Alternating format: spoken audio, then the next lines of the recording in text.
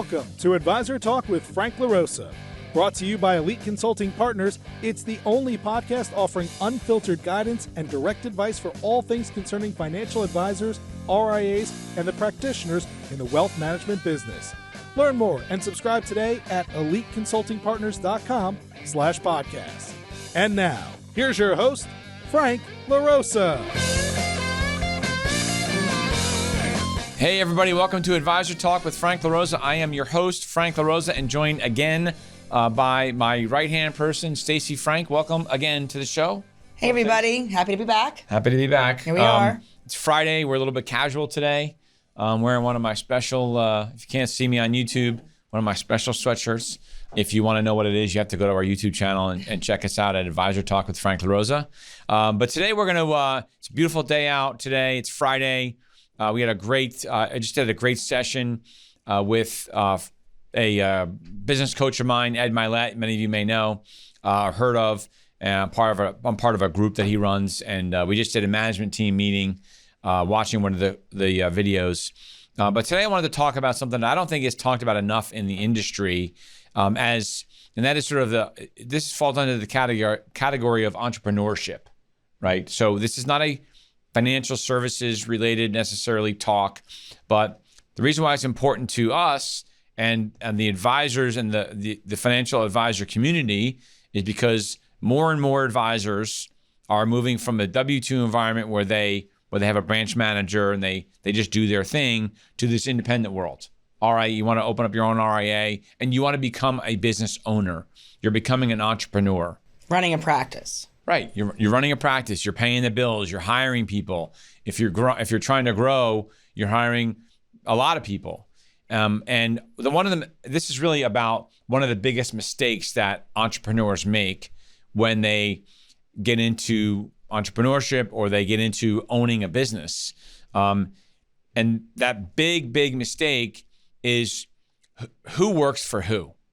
Right. Yeah, and this really speaks to building the culture of your practice. Who you're hiring and why, what's the structure, what's the roles and responsibilities, and what's the mentality of the people, and how do you retain them? How do you prevent your employees or the people that are helping you grow the business feel excited to be there every day? What gets them up every day? Right. How do you drive performance? Right. You're getting into owning your own company because you want to grow your business. You want to drive performance, you want to increase your revenue, and you want to make more money. Some people I think some of the big misnomers are, I want to own my own company. Again, whether it's a widget company, a gym, or whatever it is, you want to be the owner of a company. The biggest mistake that I believe entrepreneurs make is forgetting that as soon as you become a business owner, things don't get easier for you, they get harder for you. You don't have less responsibility, you have more responsibility. And not just tasks in the office, right, but the livelihood and the happiness of the people that join your firm. Right, I'm not even talking about tasks. I'm talking about your responsibility to the organization and to every single employee you bring to the firm. The minute you decide to hire one employee, you have a responsibility to that employee. And where I think entrepreneurs make huge mistakes, which then causes friction within their organization, whether that organization is 2 people or 200 people, is they act as if, because they're the business owner, that everybody works for them. And technically they do, but it's the mentality that you have to have that you actually work for your employees. Right, you almost have to treat I think we're really building that here. You really have to treat the people that agree to partner with your firm as if they are the client. They're not your client, they're your employees or they're your consultants or whatever it is.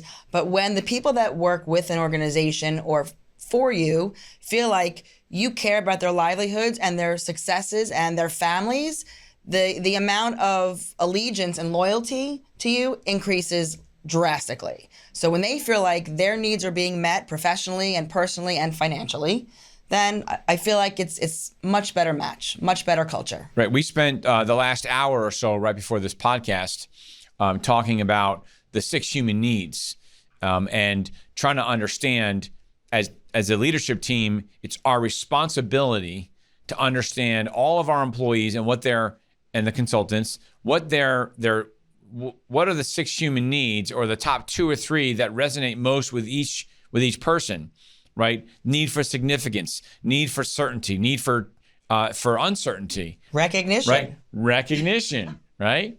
Everybody likes a little. Right, exactly. And so everybody has those things. And, you might think as an employer, well, that's not my responsibility to understand if your need is recognition. It isn't if you don't want to grow your business, right? If you may think, and one of the things that Ed pointed out it's not a podcast, it's a private group, so it's not a podcast. But one of the things he pointed out was if you're trying to grow and build exceptional performers and exceptional sales folks, right? Just because that person wants to be number one, Stacey, wants to be number one, right, among others, doesn't mean that they don't have a need for love and caring, right? And recognition. Recognition is like, I want to be number one, but that can mean it could be for a different reason than you might think. Right. Recognition could mean, the way that you bring the culture of your employees or your colleagues together. Recognition could mean, you closed your first deal or landed your first client or whatever it is.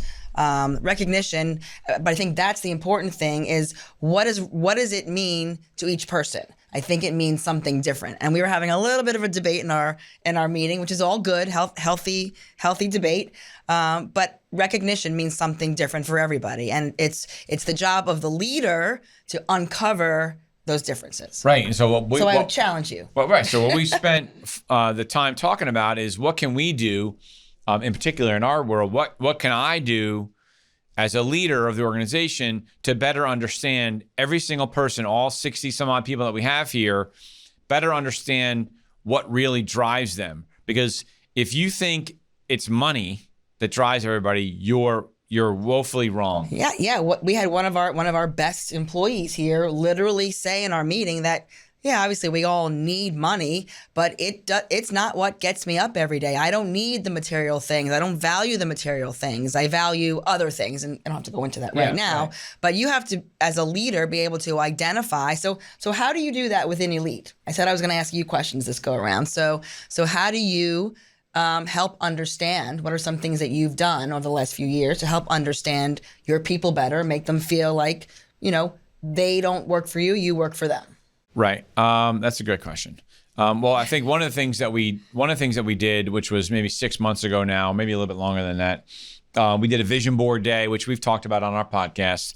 But for those of you that are new, maybe didn't hear it, we did a vision board day. Think of it like arts and crafts, right? We brought everybody into the office, and we sort of stopped making phone calls and doing all that stuff, and we just spent time with magazines and glitter and all sorts of stuff and creating vision boards, and everybody put on their goals and dreams on the vision boards. And then at the end of the 4 or 5 hours that we spent, people got up, volunteered, of course, and went through their vision board to talk about why they wanted what they wanted. And as an example, so Stacey had a shore house on her board, right? And it was like, well, I want a shore house because I want to be able to have, have the kids over and family and all that other stuff. And that's great, right? But for me as a leader, where I'm trying to connect, why is that important to her? Because that's one of the human needs is love and connection. And for Stacey, the house represents love and connection as a human need, love and connection with her family, love and connection with her kids and her husband, everybody, right? And grandkids and all that other stuff. Right. Yeah, it's where I'm guaranteed that they'll come to. Right. So if I work hard enough and you help me achieve my goals and I help achieve everybody else's goals here, then I can achieve those things for my family. The house is just ancillary. It's a place I know that I could sort of manipulate them to come. Right, exactly. Right. It's about manipulation. Right, exactly. But the point is, if you just say, "Oh, Stacey wants a big house because she wants to show," you might think it's a recognition thing, right? Which is not, because for some people it is, right? For some people, they want the big beach house to say, "Look at me, I got a big beach house." But for Stacey, it's not. So it's my responsibility and your responsibility as a leader of your company to understand those things. Because as Ed was saying, if you can tap into those human needs for each of your producers, you will get more out of them, right? Because you're going to find out what really drives them. And then you connect that to what it is you're doing, right? I connect the picture to what it really represents. Right. And, we had some really unique objects or pictures put on the vision boards, farms and, travel, family, health and wellness. It might not be about the yoga class, but maybe it represents about health or outliving somebody that you care deeply about. So I think our next exercise with our employees and consultants here is to make that connection for them. So then as a leader, you can literally hear them say, you know what, Frank, yes, I want to travel the world, but it's because, someone in my family passed sooner and didn't get to. Right. So we're trying to make that connection, or you are. No, right. And so when we get back to sort of like, why are we doing this? Because as an owner of as an organization, it's my responsibility to help our employees the best way I can, right? I can't achieve my personal goals unless I help all of the people that work for the organization achieve their personal and professional goals. So by thinking about it that way, I work for them. I work for everybody here. I work for Stacey. I work for the folks that do our marketing. I work for, Tina. She runs our marketing company, right? I work for her. It's my responsibility to help her. And the biggest mistake I think, and with some things going on this week in our world, and some people that I know and work with, is they lose sight of those things. And I see it with more business owners. It's like one of the biggest mistakes. And then they go, why did they leave? I thought things were great here. And then their best producer walks out the door because the best producer's busting their butt and the owner is taking time off and, out and about and just not working at the same level that they want the employee to work at because they think, well, I'm the owner of the company. So I'm entitled. I'm entitled. I don't have to come into the office every day. Whatever it is, whatever your business is, it's not matching what you're trying to ask the producers to do. What you need to understand as a business owner is you now have to operate at a higher level than everybody at your organization because they're looking at you no matter what you do, right? I had somebody tell me one time, a manager that I worked for, and I was an assistant branch manager, and I used to come in at a different time, right? I'm not a morning person, so I used to come in a little bit later, but then I would stay later. I would stay till 9 or 10 o'clock at night, but I wouldn't get into the office until 9 o'clock, right? And my manager said to me, Frank, it doesn't matter if you stay till 10 o'clock at night. If they leave at 6, they don't know you stayed till 10 o'clock. It's what they see that matters, right? And what they see is you coming in at 9 when they got there at 8. It's the perception. And that really opened my mind because I didn't realize that was what was going on. And I was trying to create a level of professionalism and earn their trust, right? And the way they looked at it was, well, Frank strolls in at 9, right? And by the way, and they didn't know that I was working at home, right? They didn't know that maybe I was at a breakfast meeting. All they saw was I strolled in at 9, right? And it was about what they see. And so you have to think about when you have employees, what are they seeing, right? Ed talked about this in our last call last week, which I thought was a really interesting concept. Actually, this was a podcast that he put out. On the game film topic? The game film topic. And what he said when you turn was, the volume off. Yeah. Like everybody talks a big game. And as a business owner, you can talk a big game about what you want to do and here's where we're going to go and all that stuff. But if you turn the volume off on you, right? And I'm saying you as the owner of the company because all eyes are on you as the owner. If you turn the volume off of what you're saying, what do people see? What does the black and white movie version of you show, right? Does it show you coming in at 9 and leaving at 4? Does it show you taking off on Fridays or Wednesdays or whatever the day it is, right? Taking off every other holiday, all these wonky holidays that aren't really holidays. But not just that, but also what's the work that you're doing in the day? Is it busy work or is it revenue generating work? And I think every business owner, every leader, should encourage their employees, what does your busy work part of the day look like, and what is your revenue generating, client facing? And I know this applies to financial advisors as well. What does that look like? And if you look back and most of your day was more on busy work or following up on administrative things, which we all have to do, and it's the minutia that we have to do, but what percentage of it was really, in your case, speaking with clients, in our case, speaking with advisors, or speaking with our employees who we treat as our clients? What are those revenue generating tasks, and how much of your day is spent on that? Yeah, if you're right, and if you're a financial advisor, so we'll talk specifically about, well, actually we don't have to. It's the same principle. Which is why I love this. This is like business 101 stuff, right? And you come in the office and you stroll in, and your assistant, you expect him or her to be there at 8 o'clock in the morning. You stroll in at 9. Then you talk to your buddies about the golf game you had, or whatever it is. Doesn't have to. I keep picking on golf because I have a trigger with golf, especially during Monday through Friday. So that's what the weekends are for. But you're basically coming in. You're putting your feet up on your desk, and you're sort of like not really working hard, but the people around you are grinding. Right? Because you need them to grind because they work for you and you're paying them and they're supposed to work hard so you can sit in your office and talk to your buddies about your weekend and all this other stuff. They pay attention to that stuff. And I'm telling you, as a business owner, you need to stop doing that. You need to work as hard, candidly, you need to work harder, not as hard. You need to work harder than they're working. You need to show them that when you walk in the door, before they are, right? No matter what your success level is, it's first in, last out. You want to drive a culture of performance. You want to drive a culture of excellence, right? So you want to deliver a level of excellence to your clients, right? This is to the investor community. You want to drive excellence to your investor clients. Then you need to raise the bar. You need to set a high standard for your team, which means it starts with you.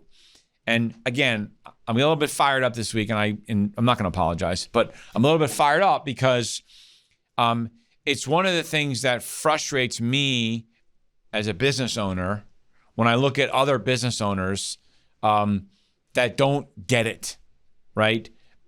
Because candidly, it gives other business owners a bad name, right? Like, oh, you're an entrepreneur, so you don't really work that hard. When the reality is, real entrepreneurs work harder than everybody else. I work 3 times as hard as I used to work, and I have some friends that are branch managers, so guys, don't take this the wrong way. I work 3 times as hard as my buddies that are branch managers. I call that play work. And I love doing what I'm doing, right? And I love being accountable to the people at my firm because it's building that culture of together, we're going to do this together. We are going to win together. But you have to change your mindset. What does that mean? It doesn't mean we're going to win if you do what I tell you to do, right? Like, you work for me, so do what I tell you to do so we can win, so I can go drive a fancy car, right? That's not how it works. Our marketing team, well, really all of our consultants here, the marketing folks and the consultants that are here, they put in a lot of hours. They put in a lot of calls, a lot of grind away from their families. So, we have to impress upon them. If we're going to expect that they put in the time and effort, work ethic that we want, then we have to model it. We don't have to always talk it or speak it to them, but we have to model it. Turn the volume off. Right, exactly. So again, I'm going to go back to the question. What do you, when you're in your office and you're thinking about what all the folks here are doing and around the country, because we're national, what are you thinking about? What are some of the things or ways that you can make them feel like, wow, Frank and his management team, they're really here for us? So I think about what can we do to connect with them more. We do a Monday call where I get on and we talk about whatever it is. I want to make sure I stay connected, whether they're in-person consultants or they're virtual, right? More people have gone virtual nowadays, and I believe you can still build and connect a culture virtually. I believe you get higher performance if you have the ability to be in the office, but we connect with them. I obsess about making sure that we're connecting with our advisors, our management team. Who are we talking to on a weekly basis? Are we, we've set up a structure where we have sort of leadership pods, so that we're making sure, Stacey has a set of I can't say that word today. What the hell? Exceptional senior transition consultants. And so Stacey works with that group. And then JC Young, who's my chief of staff, he works with another group. And then we have other top level senior transition consultants that work with a subset of performers. We set it up that way so we are constantly staying connected to our folks, constantly. Right, and what's important to them on a day-to-day basis? Right. What does it mean that we have a certain, kind of coffee here in the office? Does it mean that we do a certain quarterly event or annual conference? Like, what are the things that keep our folks connected? Like, we're one big happy. I would say that what we do, right? We obsess, and I know you're asking me what's the question, right? But it's I can't do any of this stuff without Stacey and the rest of the team. So it's we obsess about how can we do a better job for them, right? And if someone isn't doing well here or not producing, we take such responsibility and ownership. What did we do wrong? And yes, look, some people aren't going to work as hard as others, or they don't have Fixing her microphone. Oh, sorry. They don't have the skill set, and that's fine. But the first question we ask ourselves is, where did we fail you? Where was there a lack of training or a lack of attention? Or did we just, train them and let them go on to their merry way and just try to succeed here? Or did we intervene in critical parts? It's like a family. Look, we look at it as Right. a family. Someone mentioned that to me today. It's like when you're a business owner, you're the head of a family, right? You're the head of, not like a mafia family, but Well, that's what we're building here, right. for sure. It's a family. So when you have kids and you're trying to raise them, it's your responsibility as a parent to do and guide them the best you can. And if they fall, sometimes they have to learn, right? The mistakes. But it's also your responsibility to figure out what did you do? Where did you maybe fail? And I'm not saying fail because I despise that word, fail. I don't think there's no such thing as lessons. fail. It's just lessons, right?